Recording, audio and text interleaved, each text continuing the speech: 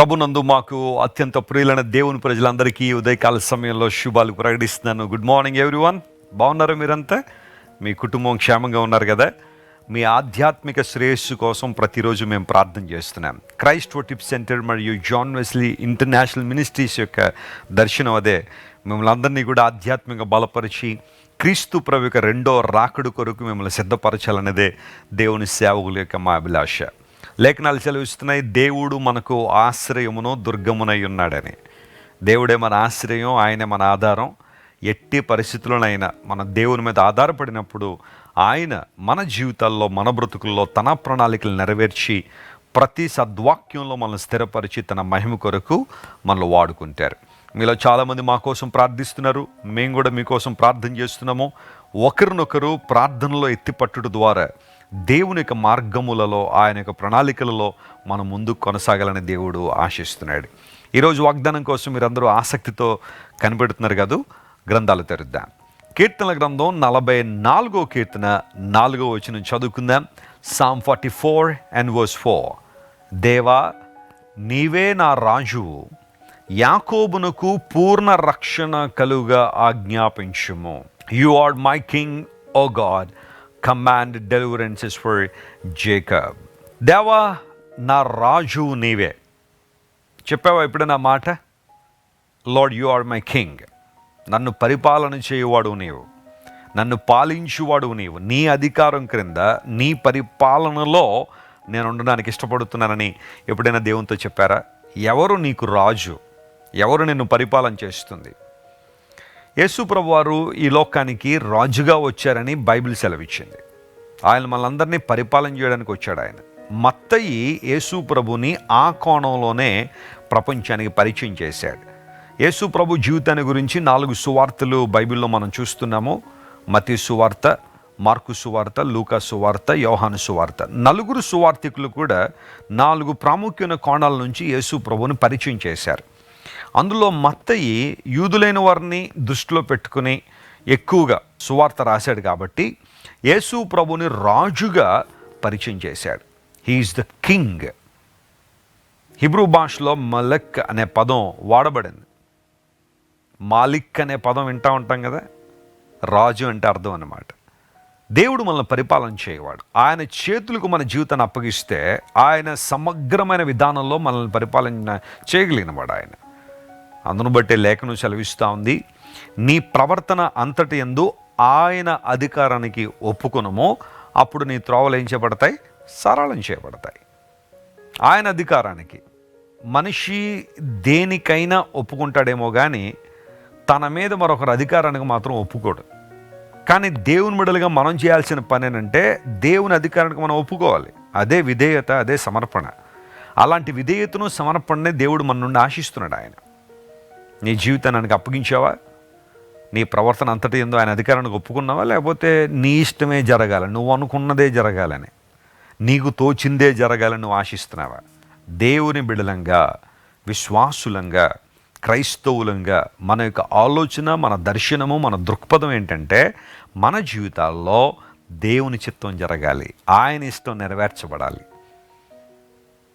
ఎప్పుడైతే అలాంటి అనుభవం మనం ఎదుగుతామో మన త్రోవలు సరళం చేయబడతాయని కీర్తనకారులు అదే అంటున్నారు. ప్రభువా, నీవే మా రాజు, మేము నిన్ను ఆశ్రయిస్తున్నాము, నిన్ను మా రాజుగా చేసుకున్నాం. ఎప్పుడైతే అలా జరుగుతుందో ఆ సందర్భంలో దేవుణ్ణి రాజుగా చేసుకున్నప్పుడు యాకోబునకు పూర్ణ రక్షణ కలుగుతుంది అని ఆ వాక్య భాగంలో మనం చూసాం. పూర్ణ రక్షణ, సంపూర్ణ రక్షణ.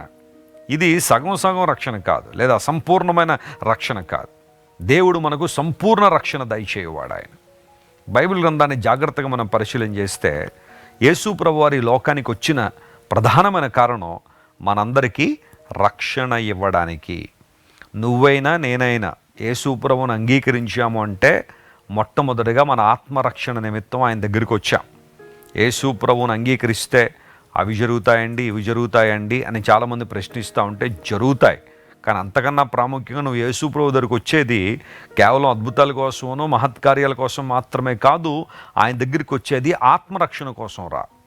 నీ ఆత్మ రక్షించబడకపోతే నువ్వు ఎన్ని అద్భుతాలు పొందుకున్నా, ఎన్ని ఆశ్చర్యకారులు ఈ లోకంలో అనుభవించినా నువ్వు ఒకరోజు నరకంలోనే ఉండాల్సిందే. కానీ నువ్వు ఆత్మ రక్షించబడినప్పుడు నీ నిత్య జీవాన్ని నువ్వు సంపాదించుకున్నప్పుడు తర్వాత జీవితంలో దేవుడు ఖచ్చితంగా నీ జీవితంలో మేళ్ళు జరిగిస్తారని, ఉపకారాలు జరిగిస్తారు, అందులో సందేహం ఏమీ లేదు. పూర్ణ రక్షణ ఆయన దయచేవాడు. కీర్తనాకారుడు మరొక సందర్భంలో అంటాడు, దేవుడు నాకు పూర్ణ రక్షణ కలుగు చేయవాడు, మరణము తప్పించుట ప్రభు అయిన యెహోవా వశము అన్నాడు. మరణం తప్పించడం దేవుని వశం. ఆయన మనకు పూర్ణ రక్షణ ఇచ్చేవాడు. నేను కేవలం భౌతిక సంబంధమైన మరణాల గురించి నేను మాట్లాడడంలా. చాలాసార్లు దేవుడు మనల్ని మరణం నుండి తప్పిస్తున్నాడు. నా మట్టుకు నేను ఎన్నోసార్లు మరణాపాయంలోంచి దేవుడు నన్ను తప్పించాడు.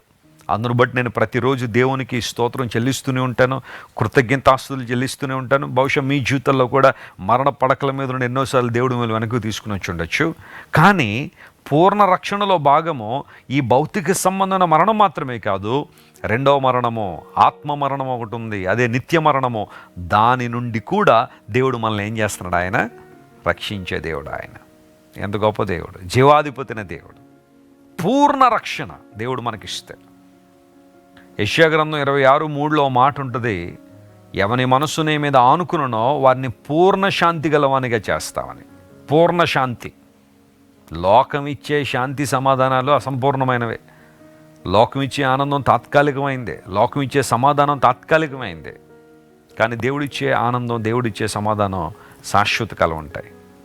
ఒకవేళ ఈ ప్రస్తుత పరిస్థితుల్లో ఈరోజు అసమాధానంతో ఉన్నావా? శాంతి లేక హృదయం అంతా ఏదో గలిబిలి, ఏమైపోద్దో, ఎటుపోద్దో పరిస్థితి, నా భవిష్యత్తు ఏంటో అన్న ఆలోచన నీలో ఉంటే దేవుడు నీతోనే మాట్లాడుతున్నాడు.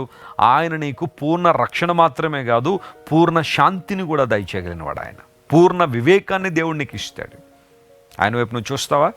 ఈరోజు ఈ వాగ్దానం క్లెయిమ్ చేసుకుని ప్రభువును స్తుతించండి, ఘనపరచండి, ప్రభువులో ఆనందించండి. ఖచ్చితంగా మీ జీవితంలో మేలులు జరుగుతాయి. ప్రార్థన చేసుకుందాం. ప్రేమగల తండ్రి, గొప్ప దేవ, మా దేవుడువు నీవు, మా రాజువు నీవు. ప్రభువా, నీవు మమ్మల్ని పరిపాలన చేయవాడు కనుక నీకు స్తోత్రాలు. నీ పరిపాలనలో మాకు అన్ని విషయాల్లో మేలు జరుగుతుంది కనుక నీకు వందనాలు. మాకు పూర్ణ రక్షణ ఇచ్చేవాడు నీవు ప్రభువా. పాపము నుండి, శాపము నుండి, మరణము నుండి మమ్మల్ని తప్పించి నిత్య రాజ్యానికి వారసులుగా మమ్మల్ని చేశావు. అందరిని బట్టి నీకు వందనాలు. అంత మాత్రం కాకుండా మా బ్రతుకుల్లో పూర్ణ శాంతిని అనుగ్రహించి, అయ్యా, నీ సమాధానాన్ని మా హృదయాల్లో కృమ్మరించి నీ ప్రతినిధులుగా ఈ లోకంలో బ్రతికే కృపనిచ్చావు. ఆ కారణాన్ని బట్టి నేను స్తుతిస్తూ ఉన్నాము. ఈరోజు మా ప్రియులు ఎంతమంది అయితే అసమాధానంతోనో అశాంతితోనో ఉన్నారో వారందరూ మీరే కనికరించి వారు నీ మీద ఆనుకుంటూ ఉండగా బలపరిచి నడిపించండి. అనారోగ్యంతో వారిని స్వస్థపరచండి. ఆర్థికంగా చితికిపోయిన వారిని లేవనెత్తండి. శక్తితో వారిని నింపండి. ఘనత మహిమ నీకే చెల్లిస్తూ యేసయ్య నామం పేరట అడిగి వేడుకొనిచున్నాం తండ్రి. Amen. Amen. God bless you my dear friends. Have a wonderful day. Christ Worship Centre ఓ బలమైన సంఘ ఉద్యమం. కొన్ని సంవత్సరాల క్రితం కేవలం 2తో ప్రారంభించబడిన పరిచర్య నేడు ప్రపంచవ్యాప్తంగా లక్షలాది మందిని ప్రభావితం చేయుచున్నది.